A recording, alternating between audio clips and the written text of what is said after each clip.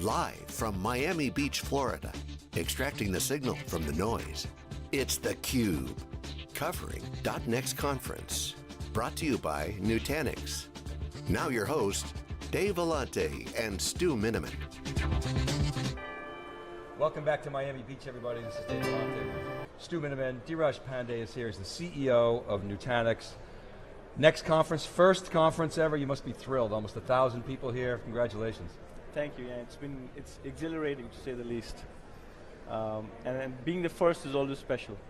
And Miami, the hotel, the atmosphere, the perfect demos, the vision. Monkey dance. Yeah, the monkey dance, you know, all that. I think it all just settled down well, so. I was struck when the conference got started, the keynote got started, everybody expected to see you. It was your first customers up on stage. And we now know they weren't using teleprompters because they were sort of fumbling their lines a little bit, which is beautiful, perfect for engineers. Who came up with that idea? It was genius. I think it was a group effort. And obviously Howard Ting, our SVP of marketing, is also a genius when it comes to really talking about messaging, and he's a showman, just like every good company needs one, you know. And the best part is that he's also had product management background in the past, so he knows how to weave product with marketing. So. Talking about the 3 H's, hungry, honest, and humble. And I think it's people who know you as a humble individual. Maybe you hire showmen, but you yourself, where'd that come from? What's that mean to you and your customers? Well, so people confuse the way we deal with competitors, that arrogance as, oh, they're not humble. And I say, you know, within the family of employees, customers, and partners, we're extremely subservient. I mean, borderline subservient, actually. With the competition, we're a bit different because at the end of the day, we don't have an overlap of interest with the competition. So we are a little bit schizophrenic, you can call that, you know, when it comes to dealing with competitors versus dealing with people who really matter. And I think hunger and honesty are just, I think it's ingrained in the DNA of this company now. And I wouldn't say it's me or it's just everybody that came together, said, look, if you don't build honest products, you know, you'll actually get killed along the way. And that paranoia actually has kept us honest. You know, when we hired Stu in 2010 out of EMC, we said, Stu, pay attention to what Google and Amazon are doing and then project that onto the enterprise, because whatever they're doing, the enterprise is going to be doing in 5 years. You guys must have had similar conversations and actually put that into products. Can you take us sort of back to the beginning? Yeah, absolutely. I mean, if you go back 15 years, actually, not just the founding of Nutanix, but 15 years, when Linux was being tested in the enterprise, it was basically the web scale guys who really tested Linux to the hilt. When it came to IDE drives that became SATA drives eventually, it was basically the web scale guys doing it. MySQL, the web scale guys did it first. All of Hadoop. Yeah, the LAMP stack. Yeah, all of Hadoop and the LAMP stack actually came from the web scale guys. Flash, actually, the first mass scale use of Flash was actually Google and Facebook. Yeah. Fusion.io, right. And then Google was using Flash for autocomplete and all that stuff, you know. So, and from there on, everything is actually seeped in the enterprise. So, the architecture seeping in the enterprise was not anything new for us. We knew it was going to happen. The big challenge was legacy applications. What do you do about them? Because you can't just throw them away. One of the luxuries of web scale companies is that they just write applications bottoms up for the first time. And they don't have to worry about carrying the legacy along. So I think the big thing that the design point we had was, what do we do about legacy? And we very religiously said, look, we've got to carry the legacy along. Yeah, I wonder if I can unpack that a little bit. I think back to the early days of server virtualization. In many ways, server virtualization helped me stick with my old applications. I mean, I think back 2002, one of the earliest use cases I knew of was, hey, Windows NT, the server's going to go end of life, end of support. I can stick that in a VM. I can leave it there like forever, and I can change the underlying hardware. So server didn't matter anymore. The big air gap we have today is how do I get to more modern applications? What's going to enable it? Things like platform as a service, containerization, all kind of help that. How do you guys help? As I said, there's the old, there's the new. Transition's tough. What's Nutanix's role in that transition? Yeah, so obviously the architecture is the same both ways. If you look at the scale-up apps or these old client-server apps, and if you look at, let's say, MongoDB or Cassandra or any of these next-generation apps, we actually have a common substrate. The distributed storage fabric, the app mobility fabric, they're all going to be able to work across both these islands, And the next-generation apps actually still need the 20 years of tax that Oracle paid with resiliency, availability, disaster proofing, all that stuff. Like how do you do Data Guard, which is Oracle's flagship disaster recovery product, with Cassandra or with MongoDB? How do you do strict consistency? How do you do geographical replication, synchronous replication, backups, all those things? That those taxes have to be paid, and we just pay that automatically. Basically, we've paid all that stuff in the last 5 years. Yeah, so, what partnerships are most important for that? How do you kind of build an ecosystem? We kind of say, IT today is moving from point products up to platforms with extensible APIs, and you can't do it alone. I've seen, some of the partners you hear, but, is Nutanix the platform? Where's the platform? Where's the ecosystem? How's that fit? I personally like the word platform, but I also don't like it because the notion of platform has an element of hubris built into it. The fact that now you have arrived. It's the thing that really came together for everybody, and there's a rite of passage to becoming a platform company. So if I were to say we are a platform today, I'd be remiss if I said that. But I think working really closely with the application guys, having all our people, all our employees understand apps, with solution architects and sales engineers and support engineers and our developers to really understand apps, and that we have done a pretty good job of. When I say that we've carried legacy along with us from this new architecture, it's because of our understanding of apps, and not just apps but security better than anybody else. So we have folks who really understand Oracle deep and Microsoft deep and Splunk very deep and so on. So our best friends are actually going to be the app guys, because they are also the ones who actually struggle to get time to market, going, when they actually go to deploy something. Like the Splunk guys, they suck wind when it comes to time to value, because it takes them forever to carve out a LUN from EMC and get some server capacity, and then realize it's not a capacity issue, it's a performance issue, because the Splunk indexes won't work and so on. The exact same problem that virtual desktop guys had are the problems that Splunk guys have, the problems that Oracle database guys have, and so on. They all would like to really figure out how to embrace infrastructure that's invisible. So the Gartner guy, Ray Poquette, talked about mode 1 and mode 2. Stu, you mentioned IDC, platform 2, platform 3. Are you like mode 1.5? Are you a halfway house? Are you driving toward mode 2? I wonder if you could sort of clarify that. Yeah, I think I would look at us as mode 1.5, because we're trying to really take the legacy along with us, the legacy apps, although the architecture is mode 2. And this is the only way the baton would have passed gracefully. Otherwise, enterprises would have given up. You saw what happened to all the OpenStack companies. They're nowhere. Nebulas and this and that, because they didn't think through legacy. Legacy was a very important part of building any large business, actually. So I would say that from the app point of view, we are at 1.5. The architecture point of view, we are at 2. And the 2 is dragging the 1 along to get to 1.5. So it's like Vinod Khosla said, his son was under pressure to become a VT100, lookalike for a DEC VAC. So you have that similar pressure. How do you fight it off? I think it's going to be a combination of packaging and distribution beyond just technology. And I'll tell you what I mean by that. So DevOps consumes products differently. They want to buy commodity off the shelf and put software on top. So quite a few of these guys would actually be comfortable buying software from us, and it's going to be priced at scale with let's talk about how many sockets we can actually buy the entitlement for, so on and so forth, as opposed to folks who want much stricter SLAs, who will buy appliances from us. So we'll need to have the bimodal way of distribution as well. It's going to be appliances for legacy apps and software for next generation apps. And you don't want to over-rotate to the future, or you end up like Nebula.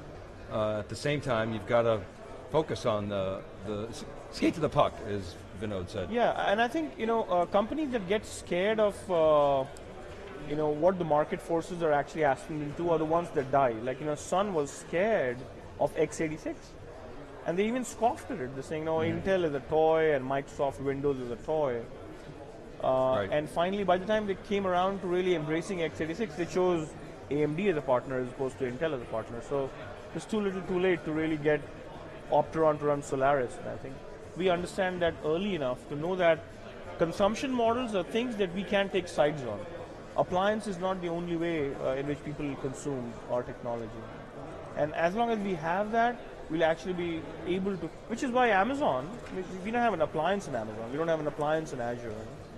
Form factors are one thing that we have to be extremely flexible on. And that's the way we actually straddle both the worlds, actually.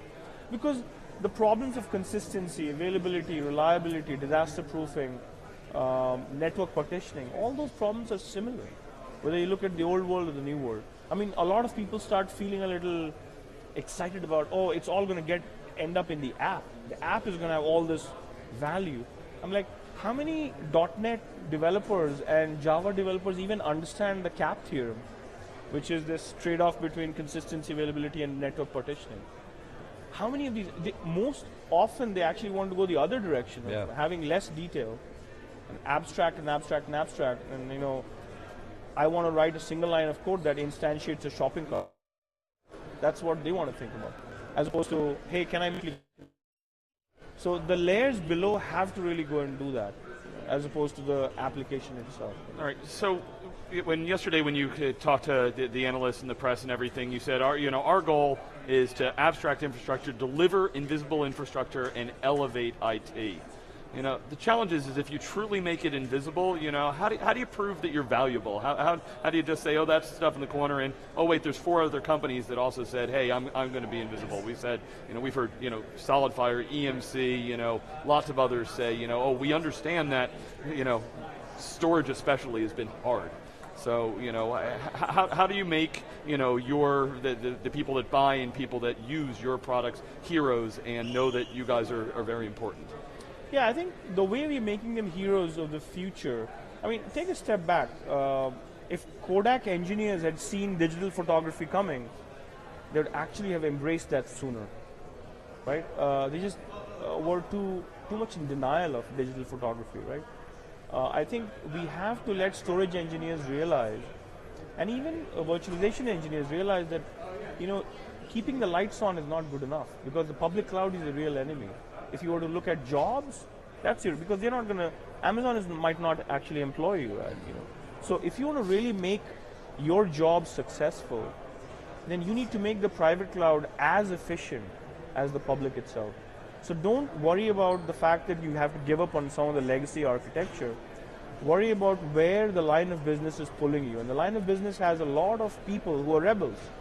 VPs of sales rebelled and said, we're going to use Salesforce.com. VPs of marketing rebelled and they said they're going to use Marketo and Eloqua.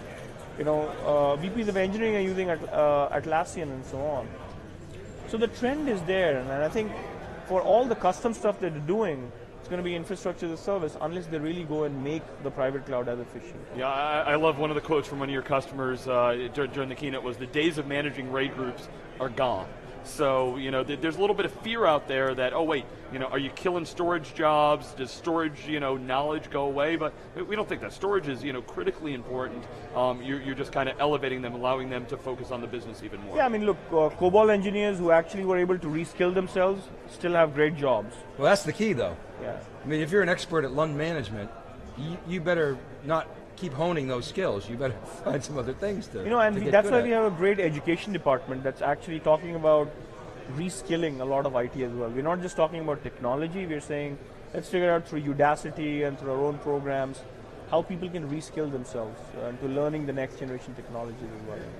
So, a lot of talk about IPO at this event. I know there's not too much you can say, but it's clearly something that you've put out there. One of your VCs, Ravi, was talking about the doom loop. I love that doom loop concept, which what he's talking about is, I call it the vortex of incremental investment. When you go public, if you go public, there's that pressure to get sucked into the quarterly doom loop, the 90-day shot clock. Now, others have avoided it. And we certainly see the folks at ServiceNow and Splunk and Tableau continuing to innovate. Do you think about that, and how do you think about that? Yeah, I think we've laid the right foundation of things like revenue recognition and things like that, where we're not trying to borrow from the future. There's a word that people use for companies that absolutely must sell a lot to meet a quarterly number. And then there are others who just have deferred so much that the waterfall from previous quarters is enough to meet the numbers. And many appliance companies were on the former path where they kept borrowing from the future, not giving enough to deferred revenue, but recognizing everything up front. They have to sell a lot of boxes every quarter. And people even call that crystal meth. Once you're in crystal meth, you can't get off of it. But if you have laid the right foundation of deferred revenue, where you're actually giving more to the future than actually borrowing from the future, then you do set the right foundation where by the time your quarter begins, you have enough coming from previous quarters, the waterfall from previous quarters coming in. And we've been a pretty disciplined company with that. So when our books become public, you'll see that discipline from Nutanix actually. So, Dheeraj, one of the challenges in the Valley is there's, always that kind of next thing. You've got now 1,100 what you call the Newtons out there. How do you keep hiring? There's still enough good people to, move what you're doing, and how do you build a company to last, not just to kind of hit the next thing?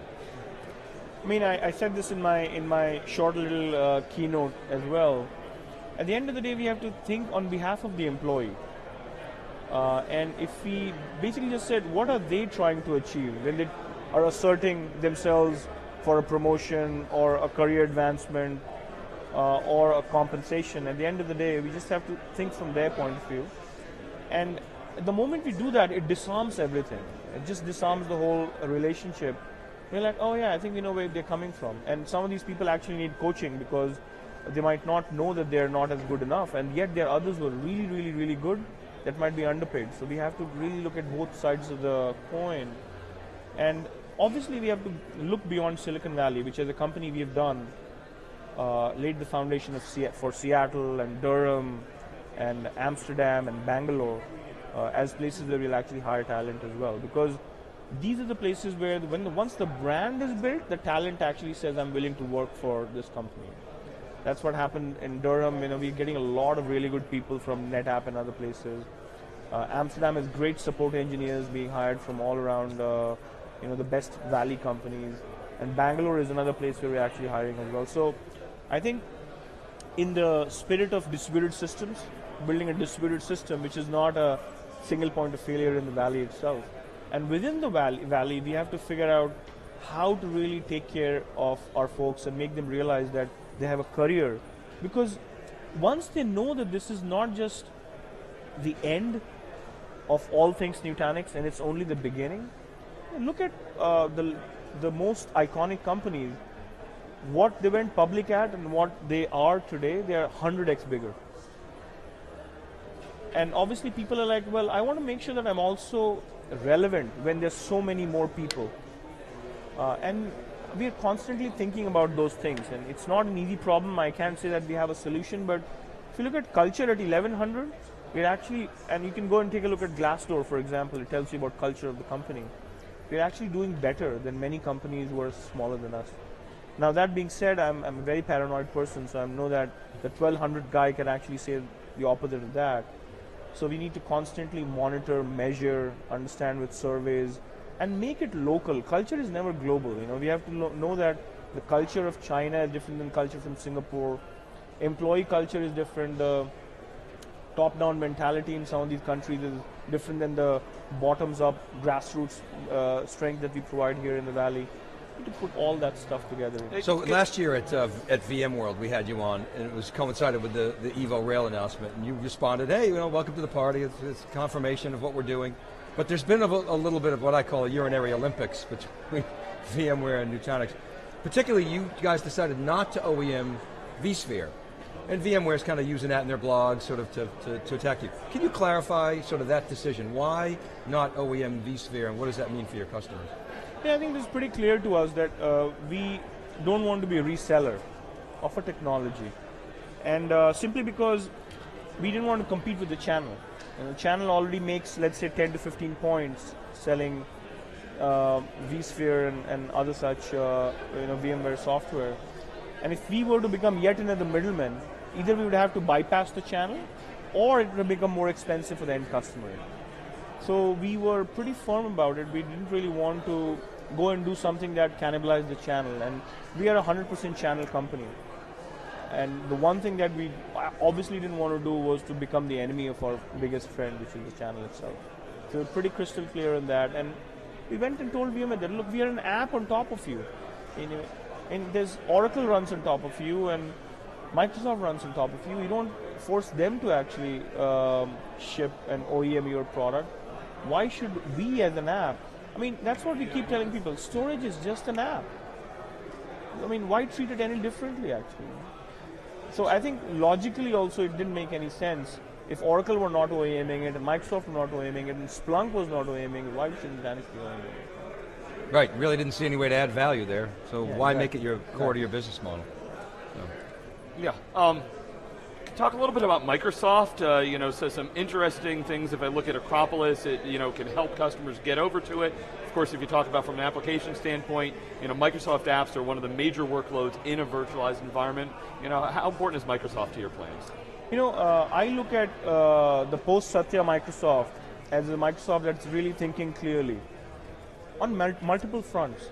As an example, they frown upon the strategy tax of the platform. They're like, look, no more we look at ourselves as a platform company, and the Office app has to work on Windows only, and we'll never ship an iOS and so on. They've completely obliterated all that. And they have a clear thinking, like startups do actually, where it's a hungry mentality and humble mentality about the fact that there's no such thing as a platform. It's all about apps and it's all about customer delight. They also are a company that really has an inside-out sort of understanding of the private cloud and the public cloud. Because Azure is a pretty decent public cloud and it's working at scale. So we as a company look at them aspirationally. Like, look, they have a pretty good foothold in the private cloud, at least with respect to the app itself. But they also have a pretty good foothold in the public cloud with Office 365 and other such things they're doing there as well. So it's great to learn from them and actually enable this notion of hybrid cloud computing using Azure as an example. Now, this is not to say that VMware software and the VMware stack cannot use Azure. We will make that work actually. VMware stack in the private cloud working with Azure in the public cloud. VMware software in the private cloud working with Amazon in the public cloud. All those are possibilities that we are constantly thinking about and making work as well. Yeah, well, we said at the top, we see VMware slowing down certain initiatives. You guys are speeding them up, paying attention to the customers. Dheeraj, really, thanks very much for coming on theCUBE. Congratulations. Thanks for having us here. Great event to be at and covering. All right, this is theCUBE. We'll be back right after this word.